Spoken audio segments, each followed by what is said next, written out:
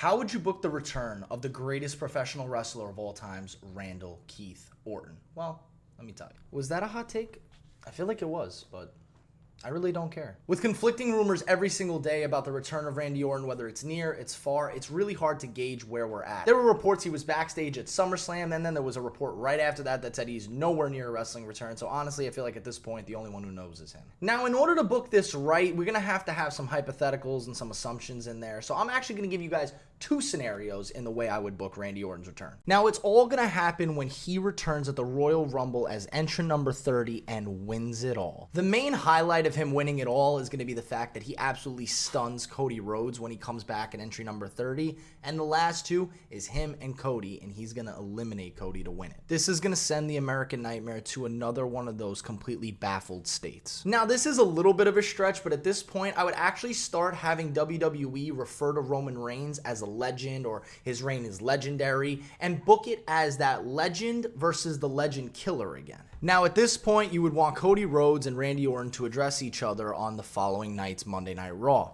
And that's where Randy will get one big congratulations from his old buddy. Now, as we start getting closer to WrestleMania, I don't expect Randy Orton to really have any primary big matches because they probably just want him to rest his body for the WrestleMania match. Oh, and also, when it comes to the bloodline, I'm assuming the Usos are going to just go off and face each other, and they're going to get their one-on-one at WrestleMania. So for the bloodline, I just have it being Roman, Solo, and Paul Heyman. So now we're going to fast forward to a few weeks before WrestleMania, where Cody Rhodes challenges Solo Sikoa to a match at WrestleMania because he wants to keep him as far away from that main event and helping Roman Reigns as possible. So now we're here. It's WrestleMania Day 2. Cody Rhodes and Solo Sikoa open it up with a street fight. And this street fight is going to be as brutal as you could possibly imagine. Tables, kendo sticks, whatever you think, it's there, and it brutally injures both of them. So later on during the main event, Roman Reigns, Randy Orton, the typical Roman Reigns ref spot occurs, and Solo Sikoa just really is trying to get out there, but he can't because he's so brutally hurt from that first match. And with no one there to help him, Randy Orton ends up winning the world title from Roman Reigns and finally being at the top of the mountain again.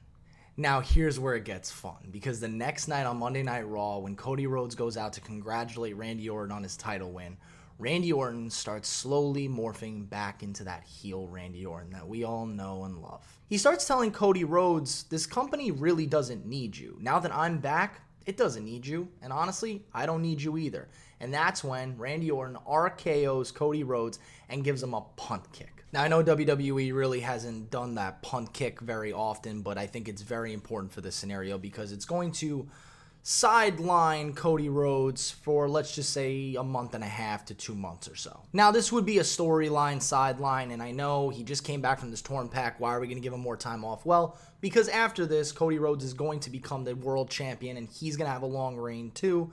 So let's make sure his body's fully rested and fully healthy. So during this time while Cody Rhodes is sitting out, Randy Orton's going to be doing his typical heel tirades. He's going to end up meeting up with Matt Riddle again, where Riddle's going to be like, Randy, what happened to you, man? And then they're going to wrestle at some pay-per-view, and Randy's going to win using heel tactics. And we'll keep that up until we slowly start coming towards SummerSlam time. Randy Orton's going to be doing his typical heel shtick, and then a certain American Nightmare is going to make his way back to Raw when Randy gives that sadistic smile. Now, the war of words will begin. Randy calls Cody ungrateful, tells him, all that I do for you and the way you repay me is you leave this company, come back and try to take my spot. Cody will say he had to do what he had to do to survive, and his father is looking down upon his decisions, and he's smiling, and a bunch of really nice stuff, but it will just lead to Randy getting pissed and RKOing Cody out of nowhere. This will lead to Cody Rhodes challenging Randy Orton for SummerSlam, where he will initially deny it. Then, after making Randy's life a living hell over the next few weeks, Randy eventually goes crazy and accepts Cody's challenge. And this is where I will have Cody Rhodes eventually finish his story. Now, I know Randy's not going to have that long of a title reign, and to be honest with you,